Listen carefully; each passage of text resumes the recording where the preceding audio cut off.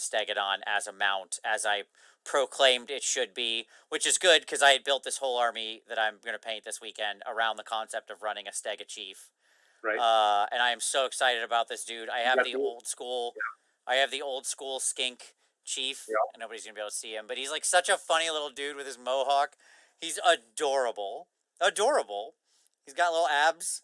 He's like such a great sculpt, and he's gonna be up on top of his Stegodon, his old metal 17-pound Stegodon that I have, and I made a special howdah for him out of the Warcry. You know all the wooden like spikes and stuff that are in Warcry. Yep. I made a special howdah of him for him out of that. So That'll be that's cool. yeah. So thankfully we're good. Okay. They also fixed the whole shooting thing we mentioned. Yep. Where like that, when can they shoot? Who can they shoot? What triggers it? Like that was all cleaned up. So good, great, fantastic. Oh, Paul said it's from the Skink with Spear unit. Yeah, I don't know. Probably. I have no idea where it's from, Paul. I have very old, lizard people from like the very much in the 90s. I remember where none of these things are from. At any rate, and then we got the Bastillodon thing, which restated the base rules in some kind of form that still confused the living bejesus out of everybody, which credit to the community member that made the image you shared around. Yeah. Because that's actually the clearest picture. Yeah, literally a picture was worth 1,000 words, right? And I have no idea why we kept this or whatever, but we did.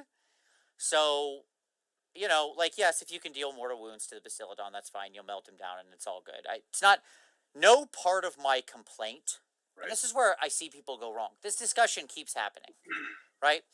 Like, okay, here's the basics of the power thing, right?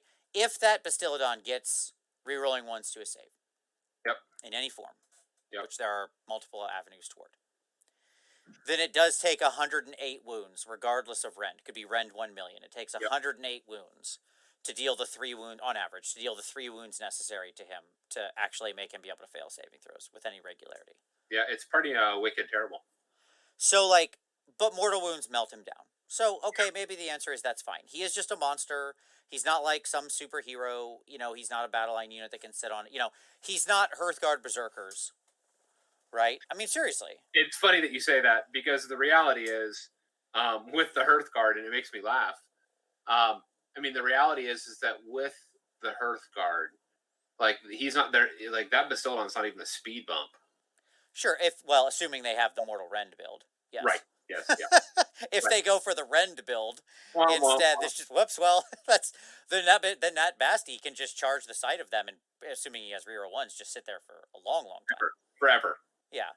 And so, like, again, my pushback on this has never been power, because I think most armies can probably scrounge up the 3 mortal wounds it needs, like arcane bolts or something or whatever. It doesn't matter. I'm not worried about him as a power thing. I find, let me put it this way for everybody, just to eliminate all clarity, because this is the constant cry of people who defend this ruling. Right. Yes, but people have mortal wounds. He's not that powerful. Blah blah blah blah blah. I agree with all that.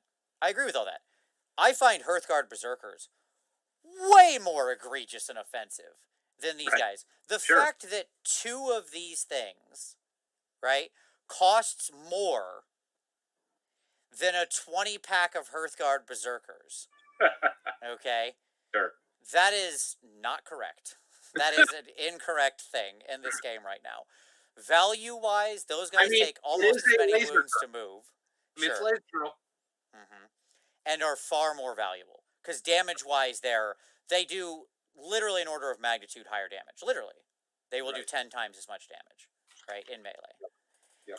And they also are battle line and tons of bodies and valuable for holding objectives and all that. So no part of my complaint with the Bastillodon has anything to do with power. I don't care. He's not a problem in the game power-wise. He's eminently dealable with.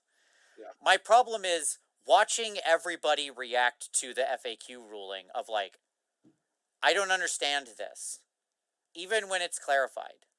Yeah. Right?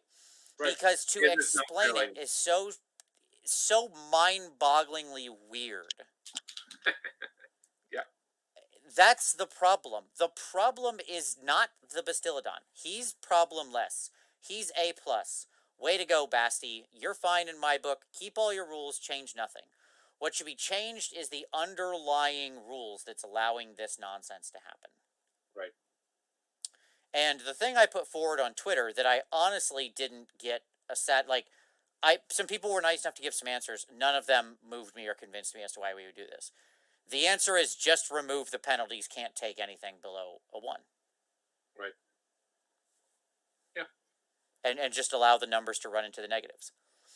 Everything that I saw as pushback to that concept was not just a problem of that. Like, there's plenty of other places that already happens we allow, right? Like, pushbacks of, well, that is sort of complexity of doing calculations. The only things that were interesting was you'd have to think about how that works with run. Right. If something like a run or a charge goes into the negative, what the heck does that mean? Yep, you go the other direction. Right, like, yeah, like, yeah. right, like, that becomes weird, right? Or, so, like, I'm sympathetic to that, and that I don't know how you resolve that. I suppose what you would have to say is in those numbers, like, since you just don't go anywhere, right? If like you'd need something in charge or run that says if the total number you can get is ever zero, then or zero or less, you just go zero, right? Because we already do have exceptions in that way, like entangling reduces your run and charge by 2, Yep. to a minimum of 0, right? So like that's already there. So I don't see anything about it. That's the linchpin I think should be removed. Pull the stop at 1, and the problem goes away. But I'll ask it again here. If anybody can tell me anything that you think why removing that low cap, when we don't have a high cap, by the way, you can run numbers up above 6. Right. Right. You can get 7, 8. You can roll a 12 to hit if you get plus 6 to hit. Like, yep. That's doable, right? Yep. So I don't like if there's something I'm missing. I'm trying to approach this with the most humility because there's always second order consequences to game design decisions. I appreciate that and accept that. Right.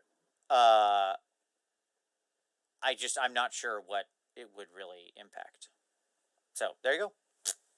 Anyway, so that's the Basti. Hey, cool. Bring some mortal wounds. Make sure you hit him with that stuff. Yeah, that is your option. If he happens to get near a reroll 1 to save, stop attacking him. Yes. It's not going to do anything. Disengage. You don't have enough attacks. Disengage. You're wasting your time. Right, exactly. Just leave. Walk away. Just walk away. Just walk away. Okay, so at any rate, cool. Like I have no problem with the. I'll tell you what I'd honestly love if they wanted to keep the Bastiladon that tough, Tom. Yeah. Then the way to fix that should have just been 1, fix the base rules, and then 2, say that the Bastiladon's ethereal as long as he has a 1+ save. Sure. Great, easy. I would have been okay just giving him a 3+ and making it always ethereal. Or whatever. Like, I want the Bastiladon to be super tough. I love the idea of him being super tough. So totally keep him super tough. None of the problem is with the Bastiladon. He's fine. Great. Good. A+. You're a cute little boy. Okay, cool. So there you go. All right. Yeah, we had some more AdMech 40K stuff. So Tempest Eye releases. Yeah, those are good. You labeled as Tempest Eye Whirlwind's Edge releases. Yes, I did. We got the information on those. I was happy to see, Tom, did you see that the Wiggy Boys are clearly going to come in 5-packs? I did. Which I'm excited about. So that's cool. And our big robot horse dogs are in 3-packs. So those are excellent. Demigryphs or like Demigryphs or even Dracoths. Right? I had to laugh because they were so excited about it, and they showed the image, and they're like, "There's 2 different types of units for the flyers." Yeah. And I swear I looked at that image for like 30 seconds. You were playing like a highlights game of like trying to spot the differences. And I'm just like, I don't see it. Sure.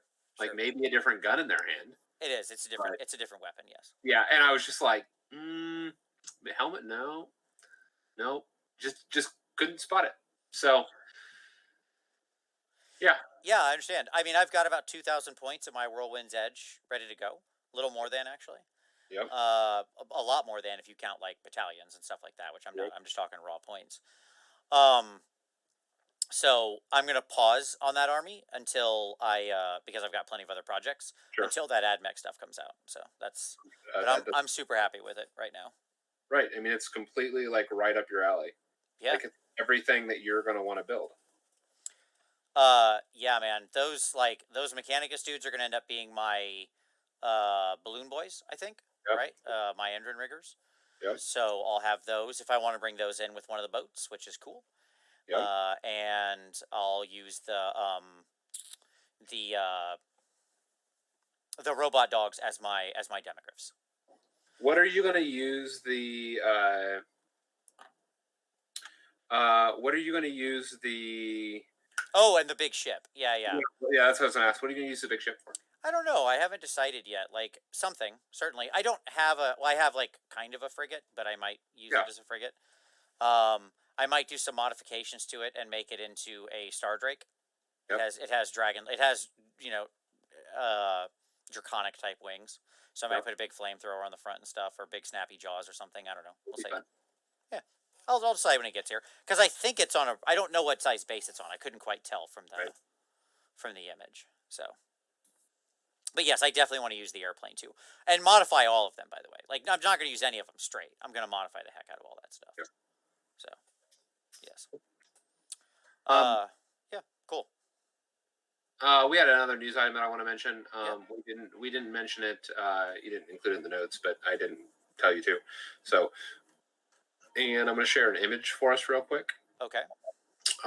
Siege Studios does commission work, and are one of the individuals sold off one of their armies, and they've been in kind of a battle over the fact that like one of their buyers, basically, or their buyer for the army basically stole the army. Contested the charges, said this stuff didn't ship, and so they're a UK company. They shipped it to the US. It was originally in Houston, was the last known place, and it's floating around somewhere in the states. And so there's a lot of like conversions. It's a beautiful, beautiful army. Yeah, that is cool.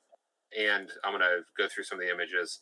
I know that we're not a 40K show, but if anybody does see this army floating around in the US, can you please report like where it was being played and by who, if possible?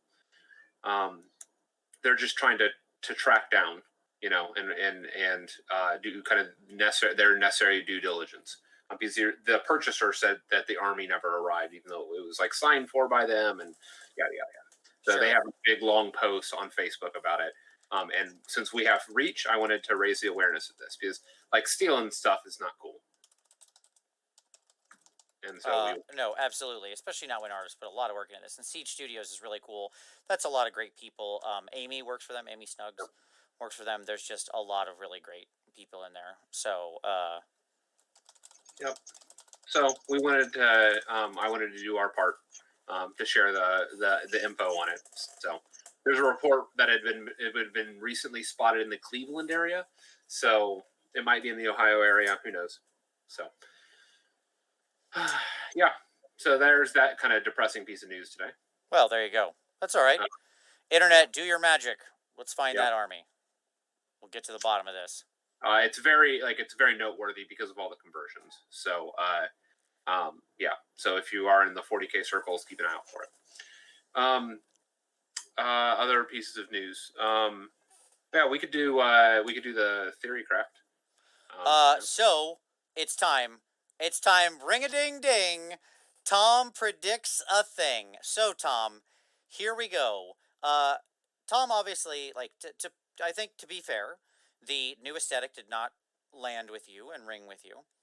Right. Which is fine. Everybody has their own personal tastes. If you like a thing, like a thing. If you don't like a thing, don't like a thing. Just don't ever crap on other people who do or don't like a thing. Don't be rude to others who have a different opinion than you. But your own personal taste when it comes to liking or disliking an aesthetic of something, like a model, is not wrong. That's just your personal taste. So for Tom, it didn't land. But what's great about it not landing is that it sent Tom down this weird road of research where his Tom's you just got your doctorate obviously, so I did. congratulations. Thank you. And I think everybody knows that. But obviously you've done like in doing what you got your doctorate for, you spent years literally in the depths of like detailed research and stuff like this and being able to draw things together Yep. and find underlying, especially when it comes to like symbols and words and common languages and language connections and stuff like that, and Right. really understanding these things at a deep level. And so you got to apply your professional career to a hobby obsession here. Is that fair? That is fair. All right. So walk Fair. us through this, Tom.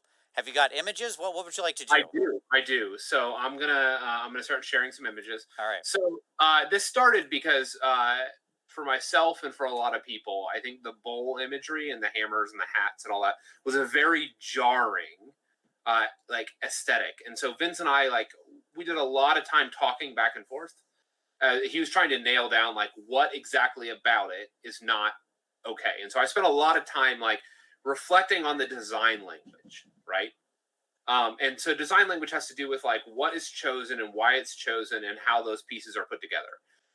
And in digging into the design language, I made some really interesting observations that I think actually may point to some hidden lore pieces that hasn't been revealed, and I wouldn't expect them to be revealed in the book. This would be something like one of those things they hide in plain sight and then reveal like years down the road, right? As part of a narrative campaign. Mm-hmm. Like for example the what I would invoke when I begin to go down this rabbit hole is the story of the Eternity King. So the story of Malekith, right? Yep. And how like the clues were always there if you were reading all the Elven books in 8th edition. That like Malekith, like it wasn't that he was rejected; it's that he basically chickened out. That he was the true king and all that, and then like that became revealed in full grandeur In the end times. Right, And some people would say that was a retcon. Some people would say the seeds were there for it the whole time. Who knows? Doesn't right. matter. It ended up But being the actual history.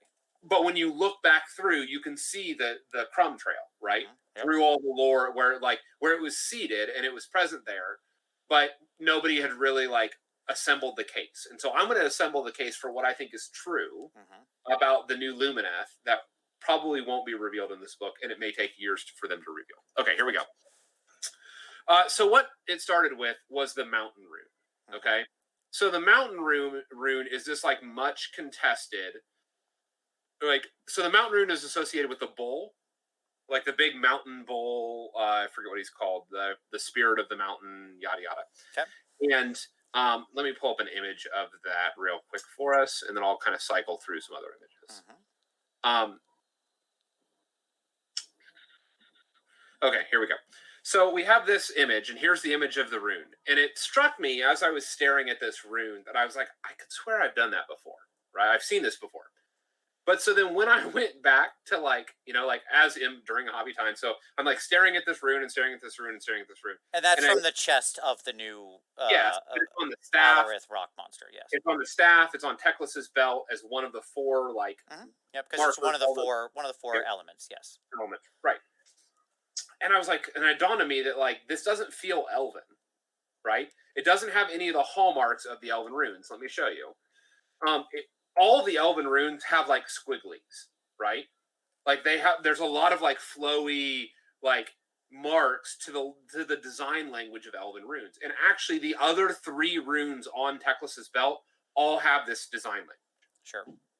Of like the curvy, flowy squiggles, of some part of the rune. Like there's almost always straight, rigid, but there's almost always curves to everything. You can see it all the way down, like these, whether it's the rune of Asur down here, or like just all of them. Yep, okay. I gotcha. So then I was like reflecting on this, and I was like, this feels like a dwarven rune. And like as I was making that observation, I was like, I've seen this before. And then I realized that it's on the dwarves. Mm-hmm. And I was like, that's weird. It's all over the Fire Slayers. But I dug through the dwarf books, and it's not in any of the dwarven normal rune language. Okay. So it's not in any of the standard runes. The closest in the Khalazad language that it would be some modified version of the Encore rune, which means realm or domain, which would be appropriate, right? Um, like in the really original Khalazad, the I don't have an image of it, but the rune that means domain or realm is very similar to this. But this looks like a modified form, and this looks very similar to the Elven rune as well. Again, a modified form, and it would make sense if it was realm or domain.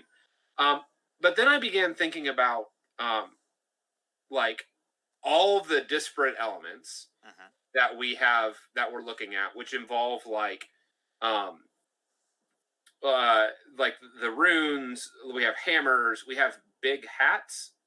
Mm-hmm. And then we have bowl imagery. We have like huge horns, and um, and then I saw this meme. Mm-hmm. Okay, and it's really funny. Like first of all, but Sure. what struck me was that like the hat is identical. Like it's certainly scaled up, Of right? course. But like identical is a stretch, but I get it. Yes. Aesthetically, it's very similar. Tall hat, bullet head on top. Yep, got it. Yeah, I mean, yeah, yeah.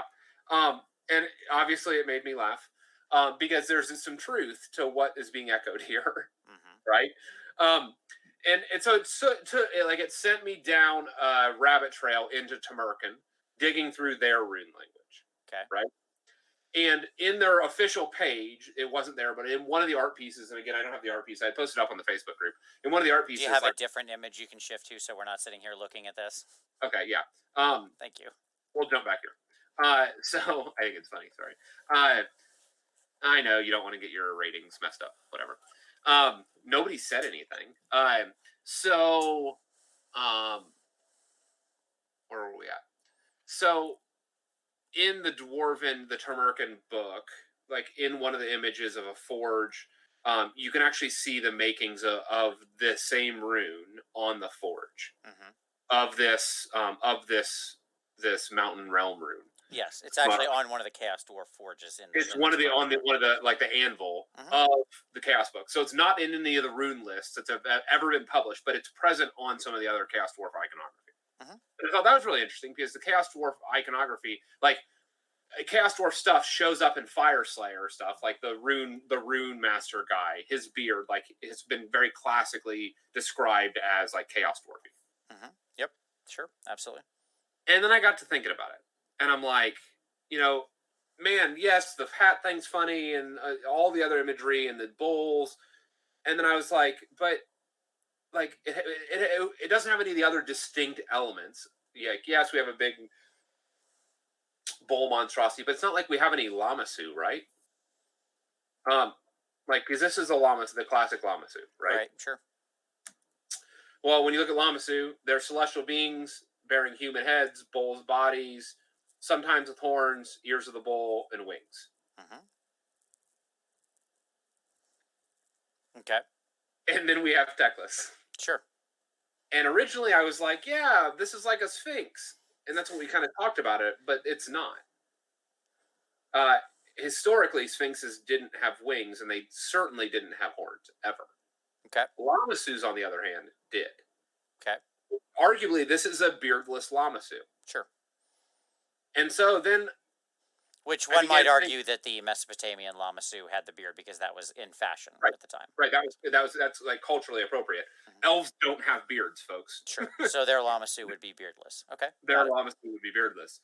And so then I'm like, wait a minute. Like, we have way too many correspondences to be accidental. Okay. Like, when you get to that point, and I began thinking, like looking into the lore of Hashut, which is the god of the Chaos Dwarves, Yes. described as the father of darkness. Mm-hmm. And the more I dug into like what happened in the lore from like Tamerkan, Hashut himself was he came like the Chaos Dwarves came to worship him is a mystery. But it was during the age of like cataclysm, I think they called it. And what actually what's described here is for the Father of Darkness is that during what was called the time of chaos, Hashut came to them and delivered the dwarves from the rest of the chaos gods, and offered them succor and protection.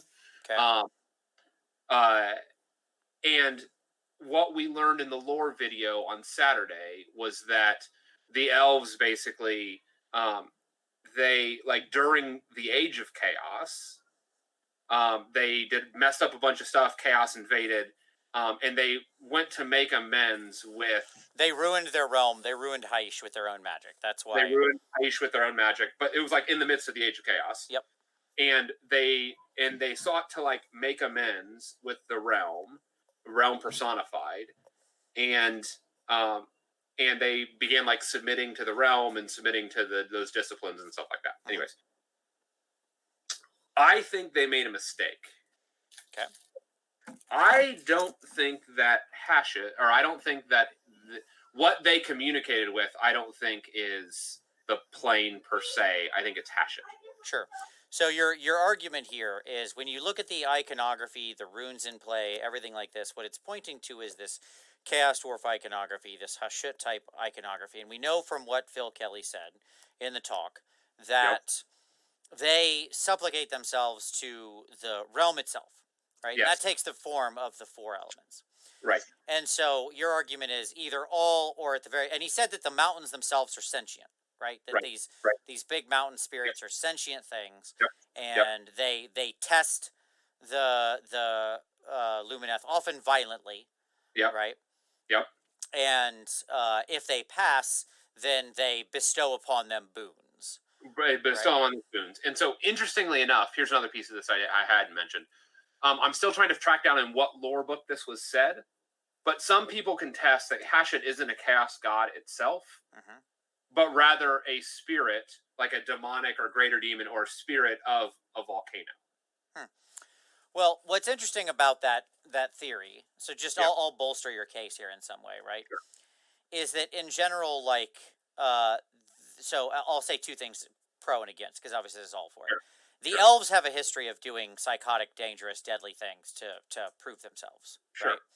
Whether it be the Phoenix Guard or the Phoenix King himself, right, and walking through flame and burning themselves and coming out the other side with boons, or white lions literally wrestling the giant white lions of Trace, which was super deadly and could kill them. And many white lions did not survive that test. Sure. Right. Sure. Yep. It's just as many Phoenix Guard did not. Right. And so, like, it's not that the elves don't have a history of this sort of behavior. At the same time, one would expect that, order type, these kinds of boons, that the gods that will generally give boons for that kind of activity, Yep. right, for complete supplication and weathering extreme hardship and proving yourself, Yep.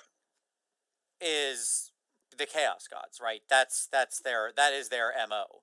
Right. And not only that, Prove yourself and you will get the boons of chaos. and not only that, it specifically calls out in Hashut that Hashut, unlike most other chaos deities, didn't corrupt, like physically corrupt. Like it wasn't physical mutations. Right. Were the blessings of Hashut. Mm-hmm. And Right. so, actually, like Hashut remarkably protected most of the chaos dwarves from such corruption, and such corruption only began to slowly creep in after millennia of influence, which Right. is like the horns and like the teeth and stuff like that. And so, what I would argue is like, and in the books, it says that they had forgotten what had actually transpired to bring about their servitude to Hashut.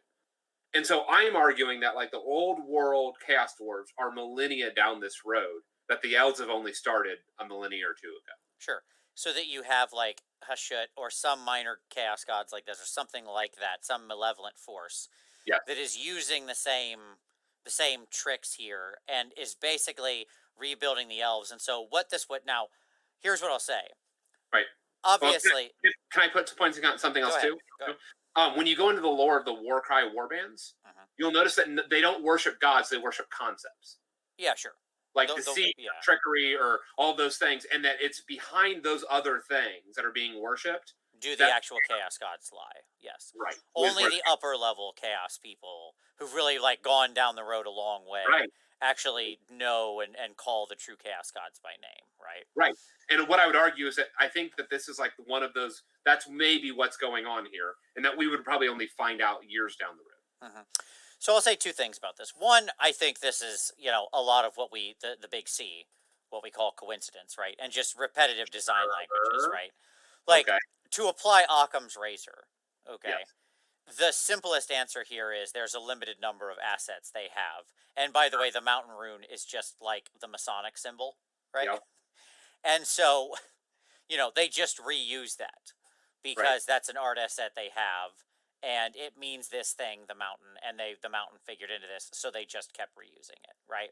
Right. And the idea of this creature being what it is, Kalinor or whatever, Yep. the spirit of the mountain or whatever, Yep. Solomon. or Yep. the zenith, or I'm sorry, he's the spirit of the zenith or whatever. Yep. It's just that. It's just them using some of the same signifiers and design language, right? Because again, there are human beings behind this, and human beings tend to echo their own past Now, creations, right? now let me point out that like the kind of the Assyrian vibe, um, of the Middle Eastern moving to East, of the dwarves may have just been brought in, and all of these are elements of that kind of vibe and feel, like the pants of Teclis, right? So it could be the kind of the cultural thing that they're trying to import. Yeah, sure. That's Now, what I will say is this is a cool idea. I would love this to be true, right? This is one of those great reveals. Like this could be a great story turn 3 years down the line, right? right, Where it turns out that what ends up happening X number of years into AOS 3 or whatever it is, right? This can be far in the future. They could pull this card and be right, like, and they could flip it like they did with Malekith and say, actually, it was like this the whole time, right?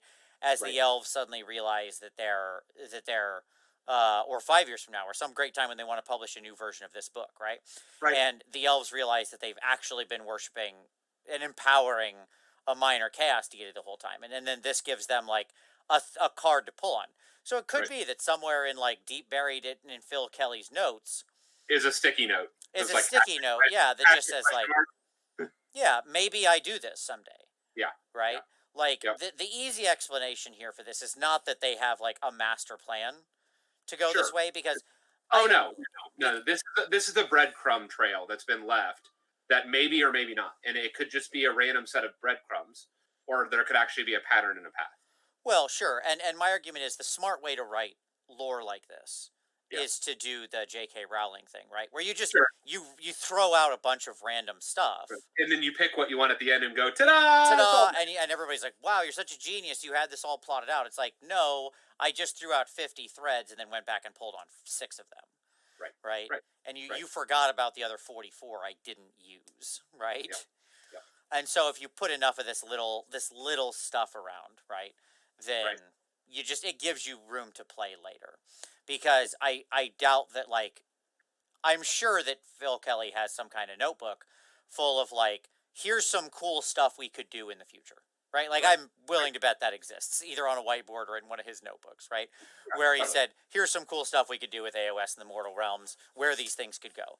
And Yeah. and this probably, is on like a sticky note somewhere or on a page like I maybe hope. elves are secret chaos worshippers accidentally. And the interesting thing is that like we know Hashit is alive and active in the lore. The Fire Slayers article that came out in White Dwarf in the summer showed that he is actively corrupting part of the one main clan. Yeah. What's their faces? So like he's being written Vostark about. or whatever. Yeah, he's being written about his corruption of Vostarg in like actively currently, Hmm. and by Phil Kelly and the other lore writers. And so he is being thought about. Hashit. Yeah, sure. Um, Now that said, the question is like which direction does this go? Because like we know that they design models first and then they design the lore. Yeah, right. And so like most But likely it's the visual language that got chosen and it just happens to overlap like 100% with Chaos Dwarf sure. like aspects of Chaos Dwarf visual language. Who knows? Yep. For me, this is absolutely true. Of course. And the This, point being this is that is this gave you a good hobby idea right. This is because the Hashit heresy. yes, Okay. and so your elves are going to be more classic looking high elves and be convinced that this is the truth. To Right. them this is the truth. And they need to be rooted out and destroyed. Mhm. No, it's a cool idea for an army. I love the idea. Yep. So sorry, bull worshippers. You're You all need, heretics, apparently. you're all heretics and need to be eradicated. Well, that's fine. Cool. There you go. All right. So, good stuff. All right. Cool theory. That's the end of Ring a Ding Ding. Tom predicts a thing. So we're all excited. Yeah. Let's So now we now have I to wait like 5 years. And as I said, if this ever became true, like my God, would this be this is you pointing. This isn't just you pointing to like left field. This is you pointing to like the red '87 Honda Civic in the parking lot outside, and then they just crack and break that thing's windshield, right? Like I mean, that is a call upon calls. we'll see. Sure, So, but yeah, so what that means is that I'm probably collecting this army, and then basically doing a heavy convert of the entire army. sure. No, it's cool.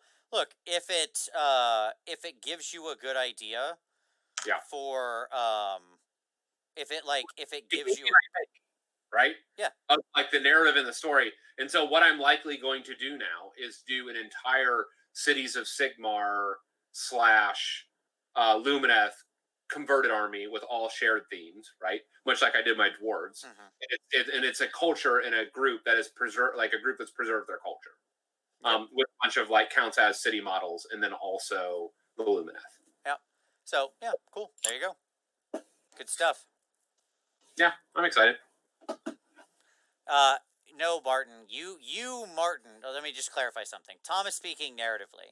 He's not Yeah, insulting anybody who likes these models. no, you can He's like models. I'm totally cool with that. That's Yes, fine. he's I saying love that your people use. army is in Yeah, fact heretics. Like yeah, his general of his army is accusing your elves of being heretics and being right. tricked. And it's the Yeah, reason why my heretics or my Lumineth are going to kill all the heretics. sure. Are going to Yes. fight other Lumineth. Yeah, yeah, Is I get it. they believe that those Lumineth are secret Haship worshippers.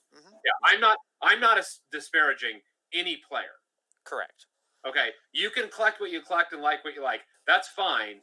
But for me and those that don't appreciate the aesthetic, they now have a narrative that they can latch onto and build their armies around. There you And go. so they can also collect Lumineth, but now have a narrative world to inhabit for themselves. Sure.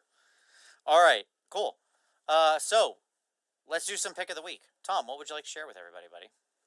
Yeah, I am gonna pick a Kickstarter actually, and it's gonna be intimately related to what we're talking about today, Sure. which is bases. Season of War, which is done by Jordan. Let me pull it up his stuff real quick. He's doing, and I think I've mentioned this maybe in a prior week, but I'm going to mention it again. So it's Jordan Duncan. Um, Vince, you recently judged some of his stuff, right? I did, yeah. So he took when I did the Adepticon at home army judging over the weekend. Yep. He got second place, which I did not realize this was a thing until afterward. Like I judged his army, I looked at all of them. He got second place, and then you were sharing this with me like 2 days later, and I Yeah. was like, wait a minute, these bases in this army looks familiar. I was like, who's the people who did this? And I scanned down to like who actually did this, and I was like, oh, it's the same guy. He used his bases for it. That's cool. They look Right. great. And so these bases won second place.